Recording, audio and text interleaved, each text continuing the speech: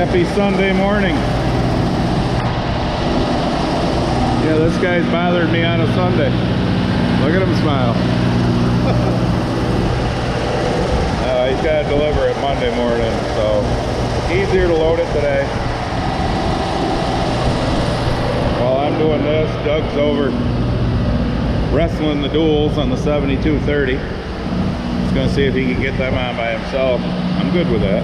So, because yes, we're turning the heat up today, opening the shop up. Supposed to be in the 60s this coming week. They want to bring seed, so I got to get the planter moved.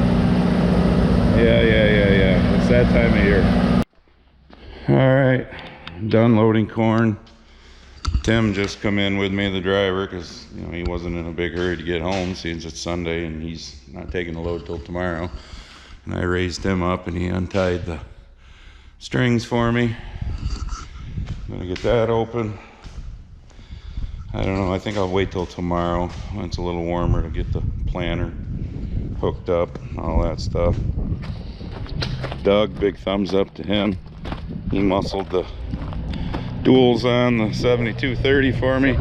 There goes Tim right now.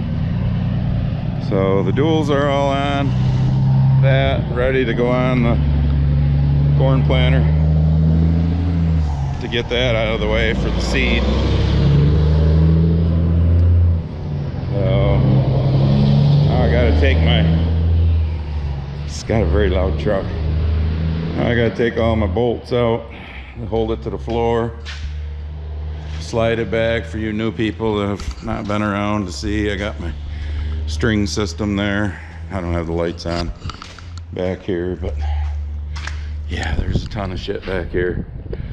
The 8295 sits right here. There's the corn planter on the other side of it. So combine's over here. 8235's out back. So it's time to foam golf ball that went over. Gotta get that out, because in that general area is where all the pro boxes, those big black boxes of seed will sit. Gotta get the lawnmowers out too, because the lawns are growing like a bastard. So next project, open the curtain. No more heat on in here, so hopefully we don't have a lot of days where it gets chilly again. All right, we got shit moved around. Got the old mower that we mow around the barn and the bins. Of course, it was dead. I got the trickle charger on it. It shows green, but I'm gonna let it charge overnight. The Ferris that we mow the actual lawns with, that started. Yay. And I know that fucking battery ain't that old. I know, Doug says, you need to put a trickle charger on during the winter. I don't have enough trickle chargers. I'm going to have to put trickle chargers on the snowmobiles later this summer, because we never use them at all this winter. But like I said, he got the duals on 7230, got the planter hooked up. Barb just went back to the house. I don't have it hooked up yet, because I'll do that tomorrow. I got to get my paper out to remember what color hoses go in what outlet and whatnot. So, because I can't never remember. And then I got to get it out here, fold it out, so I can put my 8 boxes back on. Because as you know, they've sat there all winter because I sent them out. I don't know when it was, late last summer. Had them all calibrated. That's why I got them numbered. I don't know if it really matters, but I like putting them back on the same as they came off. So, no, nothing in the back is out yet. We got the ping pong table and foosball table moved the hell out of the way, but once I get the planter out of here, then I can get all the big pro boxes in. Still gotta get the anhydrous applicator out, obviously, the 8235, got a service tractor, sprayers over there, grain drills over there, water wagons over there, field cultivators over there. Got to pull the head out of the other shed to move the snowmobile trailer. These always end up having soft tires, so I'll pull them out, get all the shit out, then put the heads back in so they don't sit outside all summer long in the rain. So they're undercover. The cart and combine will basically just sit here. Combine will sit there until sometime during the summer when they come out, and we're going to give it a full service and go through to see if we have any wire issues before they decide to change the computer. And I don't know. We finished harvest better shape than what we had been. So hopefully our problems are getting figured out on that. But so anyways, obviously this tractor's sitting here.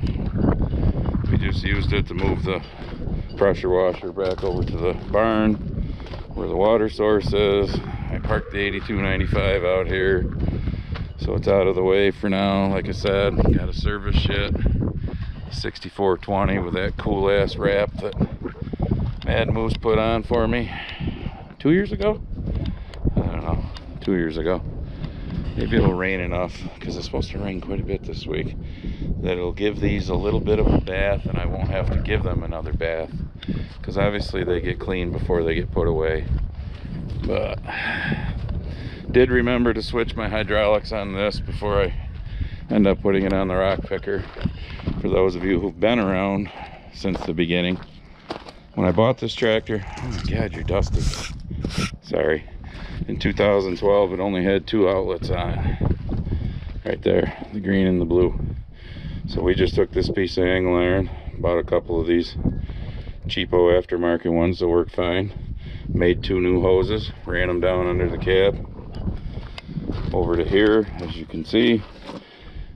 Up to this, because these 2 loader control are the electric over hydraulic button here for angling your snowplow. So obviously they have no function whatsoever other than in the winter. And John Deere wanted, some of you that have been following know this, $2,700 to replace this block with one that had 3 outlets. So for probably less than 200 bucks, because I can't remember now, basically 2 aftermarket outlets. I don't know what that is, 2 10-foot long pieces of hose, I guess, plus the, you know, the ends, the 90s and whatnot, so they look like the loader ones. We take these out in the spring, plug those in, so when Barb wants to run the hydraulic tongue in and out on the rock picker, all she has to do is hit that electric button in there. Voila. Wintertime, plug these back in, take these back off, zip tie them there, and I have the function for that to swing it side to side, which I still got to get that put away. But the snowmobile trailer's in the way at the moment, so because I got to get that moved too. So yeah, lots of shit to do, and we're starting. So like I told you, it's Sunday. I loaded that corn earlier. So tomorrow's the big eclipse day. So I probably won't have Barb put this out until, I don't know, Tuesday, Wednesday. So I guess if the tinfoil hat people are right and the world comes to an end tomorrow because of the eclipse, then you won't see the video.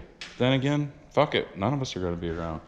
But here's my question. I saw one interesting thing the other day. Isn't the sun larger than the moon? And isn't the moon farther away? Maybe I'm wrong, but if the sun's larger than the moon, then how is it a total eclipse when it goes in front of it? And if it goes in front of it, then aren't we closer to the moon? I don't know. Somebody in the comments tell me that. I don't know. Maybe I'll look it up real quick. All right, here's your one more thing then, because you know me. I don't just like bullshit. I like to actually know things. The moon is closer to the earth than the sun. The moon is approximately 238,900 miles away from the earth, whereas the sun is about 93 million miles away. Okay, that explains things. Which is larger, the moon or the sun? Let's see what the answer is there. Okay. The sun and the moon look the same size in the sky because they are of equal size and distance from Earth. Okay, that just is contrary to what I just read in the other thing. look the same size in the sky because they are of equal size and distance from the Earth. This is, oh, should have kept reading, dummy. This is untrue. We know from years of observation that the sun is about 400 times larger in diameter than the moon, and also happens to be 400 times further away. Okay, so I guess if it's 400 times larger and 400 times further away, that could explain, Chelsea texted me, that could explain why it looks the same size when it goes in front of the sun. Okay, I can buy that. How about the rest of you? So that makes sense. So now all the things that I've seen on Instagram and other social media that the moon is so much smaller than the sun. How do you get a full eclipse? You know, NASA is doing this, the government is doing that. No, I'm not saying the government isn't trying to fuck with us, because we know they always are. And I'm not saying the government isn't going to try and fuck with us tomorrow during this eclipse, because our government sucks ass. Both sides, especially the Democrats that are leading this country right now. Yeah, fuck you, haters. So, but it kind of makes sense if it's 400 times larger, but it's 400 times farther away. That's how we could get a full eclipse. So, I don't know. All right, I'll film more as the week goes on, because as we start getting more shit out and getting things ready and start servicing tractors, they're supposed to bring filters and spring parts and shit like that this week. We're obviously doing that because moving the planter, because the seed guy called me and said he'd like to bring seed this week.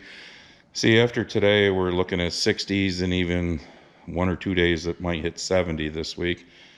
2 or 3 days of, unfortunately, looks like a decent amount of rain. But then the following week, it kind of goes back into the 50s and whatnot. I mean, it's April 7th. I mean, it's kind of early still. But, all right, well, if we all survive, then I guess you will have seen this. If the tinfoil hat people are right, I guess you won't see this. But